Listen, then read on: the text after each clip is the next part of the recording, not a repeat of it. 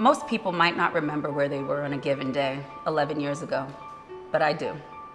Before sitting here in a packed, light-filled room overlooking the Inner Harbor in a museum dedicated to Frederick Douglass, I was on the Johns Hopkins campus minutes before induction, preparing for an interview. As I made my way through the throngs of new teachers waiting to check in, the space felt so crowded. Hard to imagine in this still mostly virtual moment.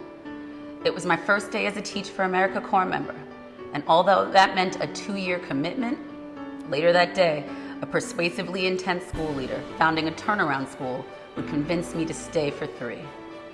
I'd be teaching English at the 3rd worst performing school in the state. I know system level change happens slowly, but not even slow progress is possible without committed first steps. Though we didn't start this way, these days our school is hailed as an exemplar, and we lead a network of 5 schools serving 3,000 students. We found creative ways to fit 900 plus students into a building where, when I started, we could barely recruit 250. My time here has taught me that systems change is possible only when individuals, each of us, leaders, refuse to settle for a status quo that isn't working. At Commodore, my colleagues and I have challenged ourselves, our district, our city, and our state for the last 11 years. And as our influence and ranks have grown, so has our fight. As an alum, I also appreciate that TFA has embraced challenges and responded to them with action.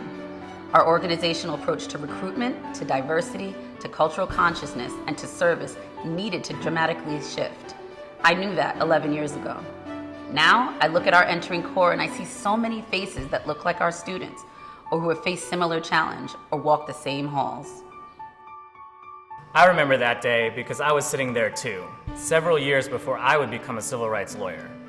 That year, we heard about an alum who was running an upstart campaign to represent Baltimore City in the state Senate and replace an incumbent who didn't even talk about issues like inequity or racism. I couldn't imagine that 10 years later, this alum would be leading the entire state legislature as Senate President, helping to pass a landmark new education funding formula.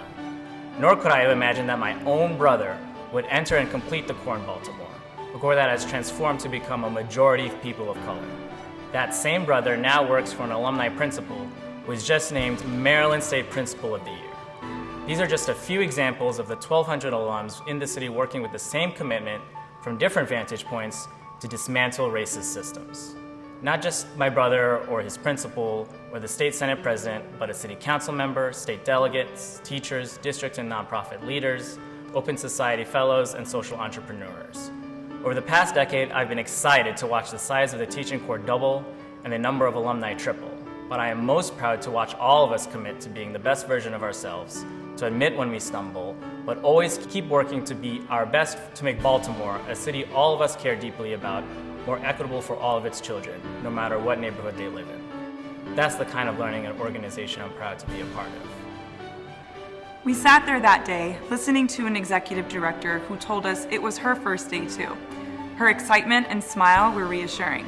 We were in this together. 8 years later, I found myself in another TFA induction of sorts.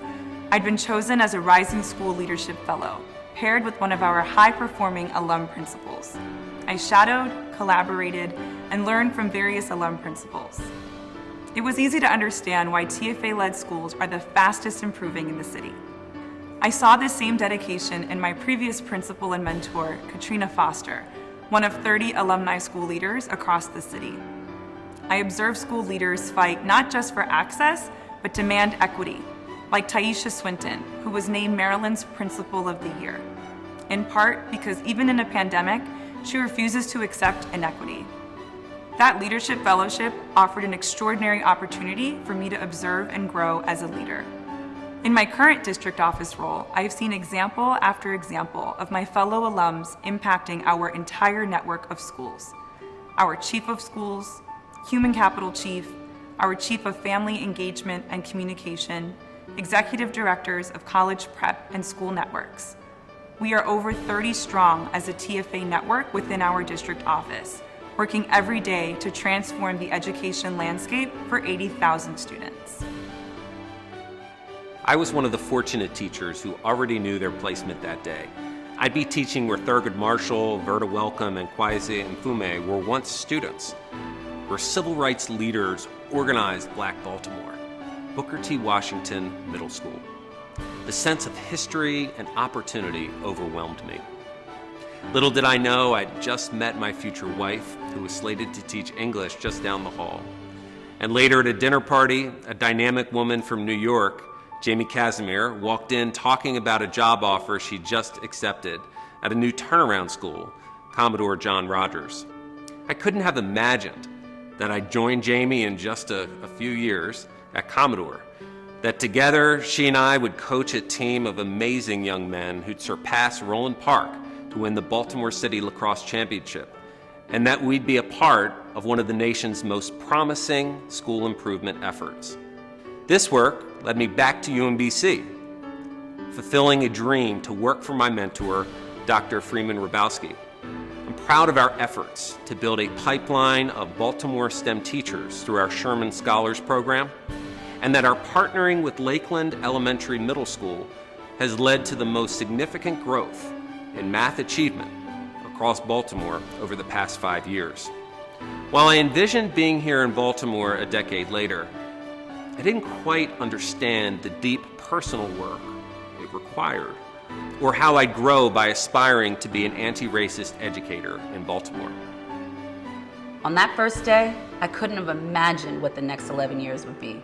And if I'd written it down, it would have been a forgettable fiction. But my actual story, how I would help to lead my school and network, how the people who sat beside me would impact Baltimore and its children, and how the students that would sit in front of me would change me and be changed by me for the better, is the stuff that fills pages.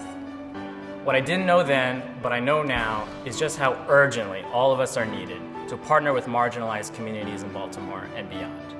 I will be forever grateful for Teach for America for giving me the tools to begin my lifelong journey to do so. I'm grateful for the many opportunities TFA has provided me over the past decade. When I look back at that version of me from 2010 and reflect on how much I've grown, I'm proud of the leader I have become. A leader who realizes there is more than one way to lead inside and outside of the schoolhouse. If I could go back to that seat now, I'd emphasize that this work is more than making a difference through great lessons or even strong individual relationships. Instead, our actions in our personal and professional lives shape the future of this place. I am proud to call Baltimore home. And as a white man, a father, and an educator, I humbly commit each day to reshaping the opportunity paradigm in Baltimore.